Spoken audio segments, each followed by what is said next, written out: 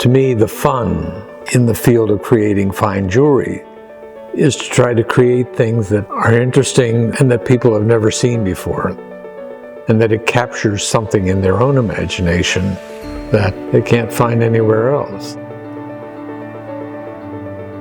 My name is Gareth Whitehurst. I'm the originator of Whitehurst Galleries, and we are designer craftsmen of fine jewelry. We built this half-scale reproduction of the Jefferson Memorial because we wanted to create a real destination experiences for people who would track us down. I play piano, I write music.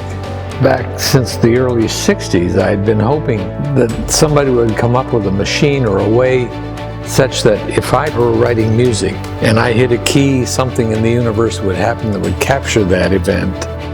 I would say that the ability to create those kinds of things is analogous with the technology that we have. We use micro CDLM with EasyCast 2.0 material.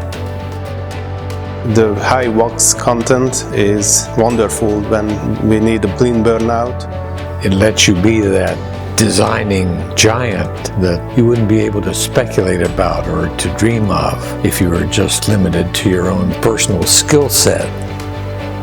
We use Envision Tech Perfectory to print a lot of models at once. It's very easy to switch up materials. Mainly we use PIC 100 G2 material. Sometimes we use R5 and HTM 140. The surface detail and finish is just perfect.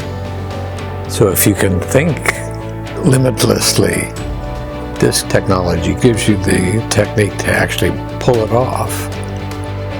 Maybe some of the old masters could do some of it, but they couldn't do all of it. It makes a master out of anybody. As long as your mind can function creatively, you've got the tool right there to make it happen. The sky's the limit.